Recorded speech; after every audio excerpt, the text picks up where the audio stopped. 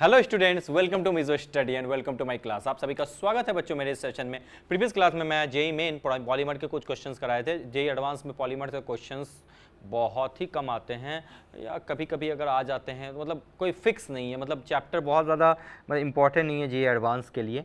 फिर भी हमें थोड़ा सा प्रैक्टिस तो करना ही होगा, तो मैंने ज़्यादा टफ क्वेश्चन लिए नहीं। वैसे मैं ज़्यादा टफ क्वेश्चन इसलिए नहीं लेता क्योंकि पहले बेसिक स्ट्रॉन्ग कर लो। बेसिक स्ट्रॉन्ग करने के बाद अगर आप अपर लेवल अपर सर्किट पे जाओगे तभी आपका कुछ फ़ायदा होगा, अदरवाइज कोई फ़ायदा नहीं होने वाला। तो चलो बच्चों स्टार्ट करते हैं। पहले फर्स्ट क्वेश्चन से, थ्योरी बेस्ड क्वेश्चन है, मेमोरी बेस्ड क्वेश्चन है। क्वेश्चन क्या है देखो, विच of the following is a biodegradable polymer. Biodegradable मतलब समझते हो? बायोडिग्रेडेबल मतलब ये होता है जिसका कोई एडवर्स इफेक्ट नहीं होता। जैसे पॉलीथीन ले लो, पॉलीथीन को एक बार यूज करने के बाद उसको डंप भी कर दो, लेकिन रिसाइकिल होना पॉलीथीन का पॉसिबल नहीं है, यानी वो हमारे इन्वायरमेंट के लिए बहुत ही डेंजरस हार्मफुल होता है। इसलिए क्या है, अभी देखा है ना, पॉलीथीन की जो बैग्स होते हैं, जो थैलियाँ होती हैं, उनको बैन करके रखा है। बस यही रीज़न है, ठीक है। ऐसे बहुत सारे हैं जो, जैसे बेकेलाइट हुआ, ये क्या है, मतलब इनका एक बार यूज करने का रिसाइकल नहीं हो पाता सही तरीके से, और ये हमारे इन्वायरमेंट के लिए काफ़ी डेंजरस होते हैं। लेकिन बायोडिग्रेडेबल ऐसे पॉलीमर होते हैं जो जिसका हार्मफुल इफेक्ट नहीं होता, यूज होने के बाद वो एटमॉस्फेयर को बिना नुकसान पहुंचाए कंप्लीटली डिग्रेड हो जाते हैं। क्या कोई प्रॉब्लम वाली बात है? नहीं। तो कहता है which of the following is a biodegradable polymer, तुम ही बता दो। Nylon 6 synthetic polymer, PB synthetic polymer, polythene synthetic polymer, cellulose biodegradable होते हैं, मतलब बायोडिग्रेड हो जाते हैं। जैसे बैक्टीरिया, फंजाई, ये सब जो होते हैं इसको डिग्रेड कर देते हैं, इनका कोई एडवर्स इफेक्ट नहीं पड़ता। For question number 1 we will say that is A is the correct option. A आपका करेक्ट ऑप्शन है। Am I right? Yes sir, you are absolutely right. यहाँ पे कहीं कोई प्रॉब्लम वाली बात नहीं है। चलिए अब हम आगे बढ़ते हैं क्वेश्चन नंबर 2 की तरफ। क्या है क्वेश्चन नंबर 2? थोड़ा सा देखो। In a polymer sample, polymer sample में 30% of the molecules have a molecular mass 20,000। ठीक है, क्या बोला है जल्दी से बता दो। 30% मॉलिक्यूल्स, उसमें जो है 30% जो मॉलिक्यूल हैं उसका मॉलिक्यूलर मास क्या है बच्चों? 20,000। ठीक, जो 40% मॉलिक्यूल हैं उसका जो मॉलिक्यूलर मास है वो है आपका 30,000। एंड जो रेस्ट बचे, रेस्ट कितने बचे मुझे बता दो। 40 + 3 70, 100 - 70 क्या हो जाएगा? 30% ही बचे। 30% का जो है वो है 60,000। कोई प्रॉब्लम वाली बात है? नहीं। कहता है what is the weight average molecular mass. याद करो, बताया था मैंने formula, weight average molecular mass. Yes sir, क्या होता है? Weight average molecular mass is equal to summation NI/MI² upon summation NI/MI। Formula याद आया? Yes sir. चलो वैल्यू पुट करें। यस, NI कितने हैं? 30, MI² यानी 20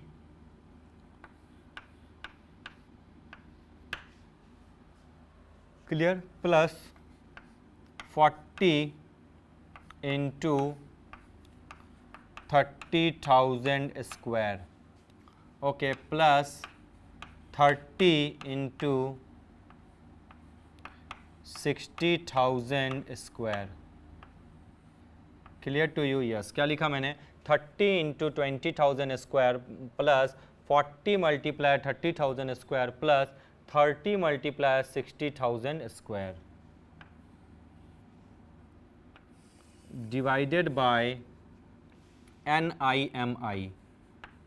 20,000 इंटू 30 बिल्कुल, plus 30,000 into 40 plus 60,000 into 30।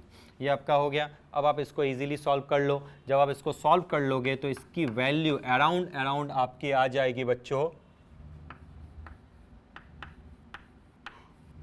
43,333। This is the weight average molecular mass. चलो question number 2 का हम कह देंगे C is the correct option. मैंने क्या बोला था, अगर इस टाइप के कुछ क्वेश्चन थोड़ा डिफरेंट करते हैं, डिफरेंट अगर हम करते हैं क्वेश्चन को, तो हमें चीज़ें जो होती है वो थोड़ी डिफरेंट सर्टेन लेवल से आती है।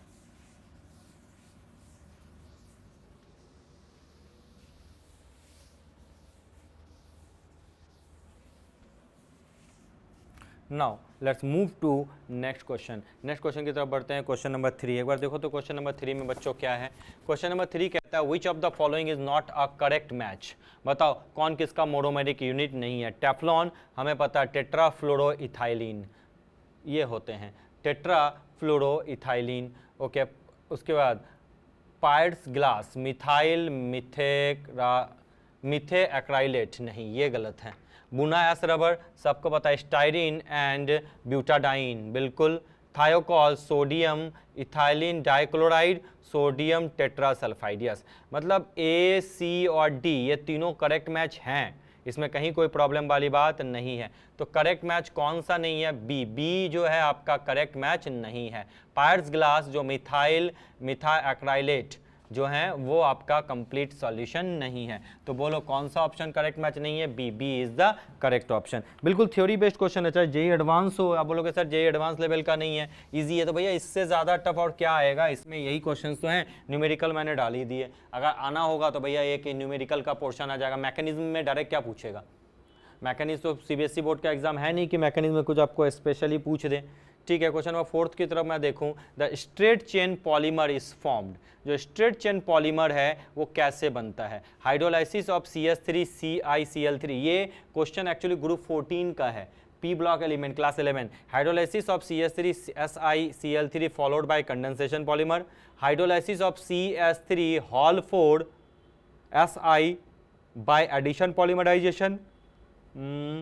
उसके बाद hydrolysis of CH3 whole twice SiCl2 followed by condensation polymerisation. And the third one is hydrolysis of CH3 whole thrice SiCl followed by condensation polymerisation. Hydrolysis of CH3 whole thrice SiCl followed by condensation polymerisation, that is D is the straight chain. समझते हो, straight मतलब बिल्कुल सीधा। अब इसमें आपका branch भी होता है बिल्कुल इस तरीके से, ए या कुछ भी। तो इसका आंसर क्या होगा, question number 4। Question number 4 we are getting the answer is hydrolysis of CH3 whole thrice SiCl by condensation. Condensation में क्या होता है, एलिमिनेशन ऑफ वाटर मॉलिक्यूल्स होता है जनरली। क्वेश्चन नंबर 4 का अपन हम बहुत अच्छे तरीके से कह सकते हैं कि सर क्वेश्चन नंबर 4 का D is the correct option. अब आगे बढ़ चलते हैं क्वेश्चन नंबर 5 की तरफ। कहता है transform of पॉलीआइसोप्रीन।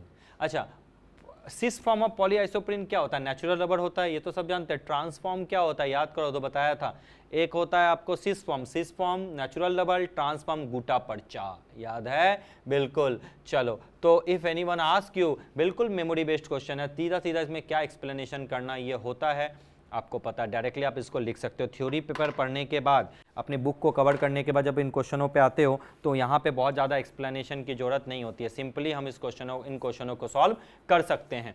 Transform of polyisoprene is gutta percha. Question number 5 we will say A is the correct option. Rub कर दूं, यस सर रब कर दिए। चलो आगे बढ़ते हैं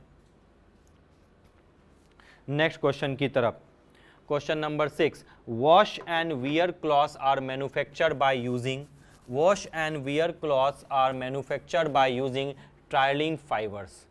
ये तो सिंपल जानते हो, wear wash and wear clothes are manufactured by using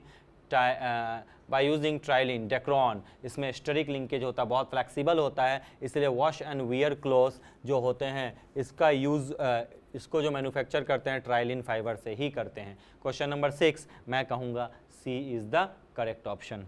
clear. चलो क्वेश्चन नंबर 7 की तरफ जा रहा हूँ। High density polythene HDPE, again I am repeating, high density polythene can be prepared from ethylene by, जल्दी बताओ।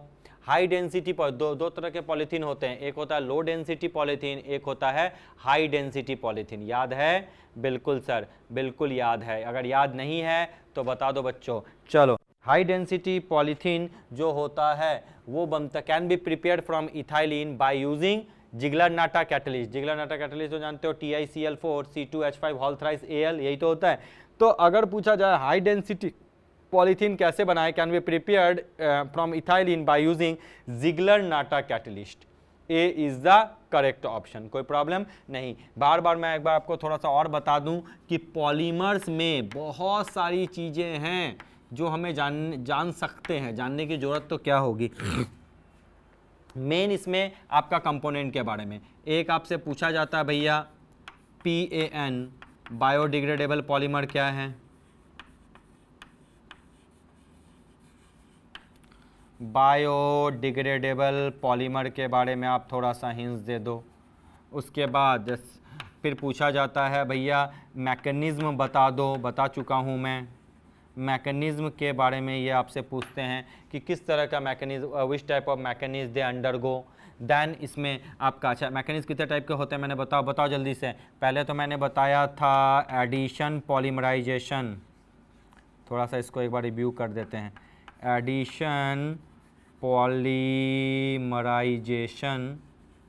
और इसी को हम लोग बोलते हैं और चेन ग्रोथ पॉलीमराइजेशन।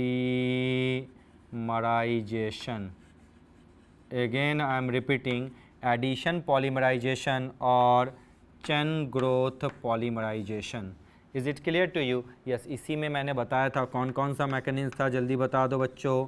एक था फ्री रेडिकल, जो सबसे ज़्यादा रिकमेंडेड हैं, फ्री रेडिकल मैकेनिज्म था। उसके बाद कैटायनिक मैकेनिज्म था।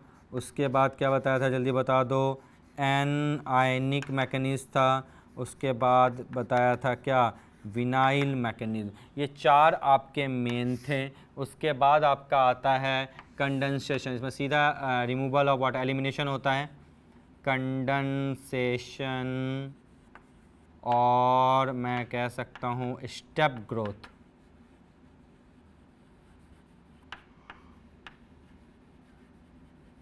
ये दो तरीके से ये रिएक्शन प्रोसीड करते हैं। ये दोनों मैकेनिज्म आप देख लेना, ये थोड़ा सा इम्पोर्टेंट है। देन आपका आता है बच्चा न्यूमेरिकल्स। क्या बोल रहा हूँ मैं, then we get numericals.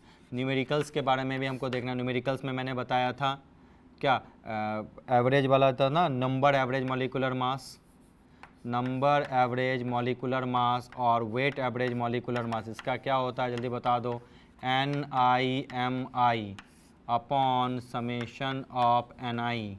Clear to you? और weight average molecular mass is equal to, जल्दी बता दो, NIMI का स्क्वायर अपॉन समेशन NIMI। यही दोनों था फॉर्मूला, बिल्कुल। PDI था, यस, उसके बारे में भी मैंने आपको बताया था।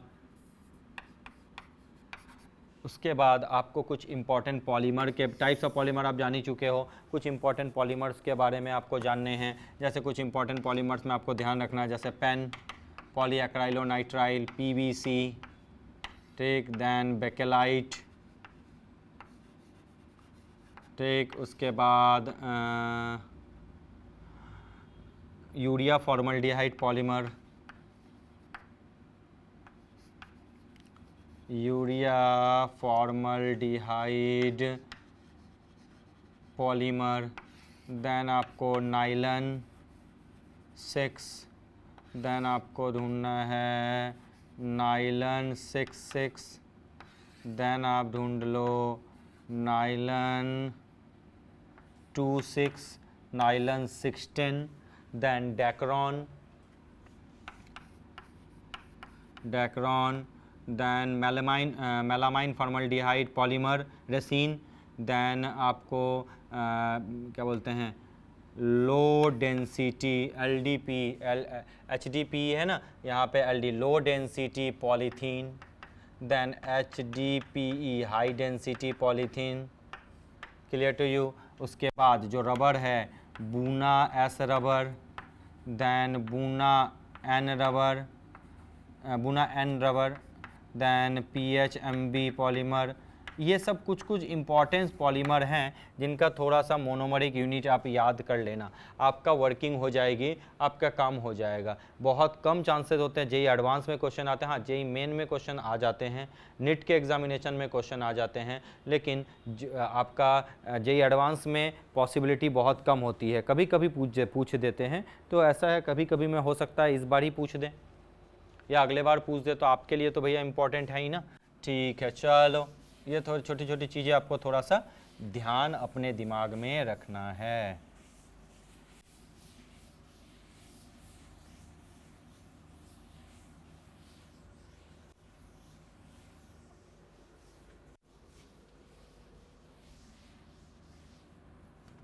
Next question number 8, the Ziegler Natta catalyst is, ये बिल्कुल एकदम थ्योरी है, बताओ क्या है। Ziegler Natta catalyst is stereo specific in nature, बताया था। यस, द जिगलर, आप जानते हो the Ziegler Natta catalyst are stereo specific. Question number 8 we will say that is A is the, बिल्कुल थ्योरी क्वेश्चन है, ज़्यादा टफ नहीं है। क्वेश्चन नंबर 9 में आ जाऊँ, चलो बताओ, correct match in the given 2 column, बताओ इसका करेक्ट मैच इस जगह पे आपका क्या होगा। अगर मैं बात करूँ सिल्क की, सिल्क में आप देखो क्या आता है, जल्दी बताओ सर। सिल्क में आता है अल्फ़ा अमाइनो एसिड, ये सिल्क है, अल्फ़ा है, ये ए नहीं है बच्चों, ये अल्फ़ा है, और ये ऑर्लोन है, ऑर्लोन को ट्राइलिन भी कहते हैं। Silk is alpha amino acid, बिल्कुल। अब पूछा जाए इंसुलिन, इंसुलिन होता है ना बच्चों, कहते हैं इंसुलिन का इंजेक्शन लगा दो, क्या हो जाएगा, ग्लूकोज मोनोमरिक यूनिट। अच्छा, उसके बाद ऑर्लोन, ऑर्लोन क्या, एक्राइलोनाइट्राइल, बताया था एक्राइलोनाइट्राइल के बारे में, बिल्कुल सर, क्या था acrylonitrile, CH2CHCN, this is acrylonitrile. तो ऑर्लोन के केस में हम क्या बोलेंगे, that is acrylonitrile. Nylon 6, that is nylon 6 के लिए क्या होगा, कैप्रोइक एसिड, कैप्रोलैक्टम एक्चुअली होता है, नाइलॉन 6 अलग होता है, nylon 6 caproic acid. Clear, yes. चलो अब हम मिक्स कर लें, चलो क्वेश्चन नंबर ए का हो जाएगा 4, देन बी का हो जाएगा इंसुलिन 1, बिल्कुल, देन सी का हो जाएगा 2, बिल्कुल, एंड नाइलन डिस्टर का हो जाएगा 3। तो हम सीधा सीधा देख सकते हैं, ए का 4, बी का 1 बिल्कुल सही, सी का 2 बिल्कुल सही, और डी का 3, B is the correct option. बोलो सही, बिल्कुल सर, बिल्कुल सही है, कोई प्रॉब्लम नहीं। Now let's move to the next question. क्या है नेक्स्ट क्वेश्चन, थोड़ा सा एक बार देख ले बच्चों। यस सर, क्वेश्चन नंबर 10 बोलता है Acrilan is hard, Acrilan is a hard, horny and high melting material. Which one of the following represent its structure? बोलो।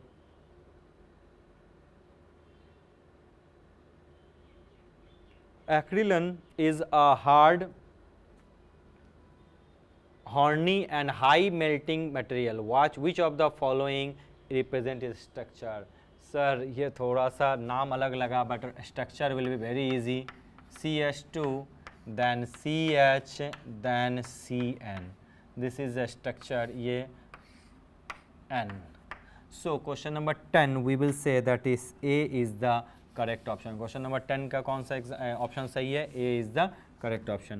क्या मैं रब कर दूं, बिल्कुल रब कर दिया। अब एक बार बच्चों थोड़ा सा हम रिव्यू भी कर लेते हैं कि अगर क्वेश्चन आ जाएं तो किस तरीके के क्वेश्चन आ सकते हैं, कैसे इन क्वेश्चनों को हम देख सकते हैं। चलो बच्चा स्टार्ट करते हैं। Which of the following is biodegradable polymer, cellulose, A is the correct option. Then in a polymer, ये न्यूमेरिकल है, इसको थोड़ा ध्यान रखना, थोड़ा अलग है, C is the correct option. 43,330। Still अगर आंसर में वेरी करे तो आप क्वेश्चन सॉल्व कर लेना, डेटा को मैंने जैसे सॉल्व करवाया था, बिल्कुल। उसके बाद आता है which of the following is not a correct match, कौन सा नहीं है, Pyrex glass, methyl methacrylate नहीं होता।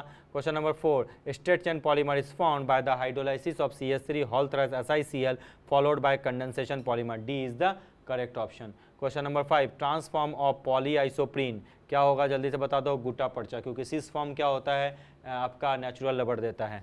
चलिए question number 6, wash and wear clothes are manufactured by using terylene fibre, C is the correct option, बिल्कुल।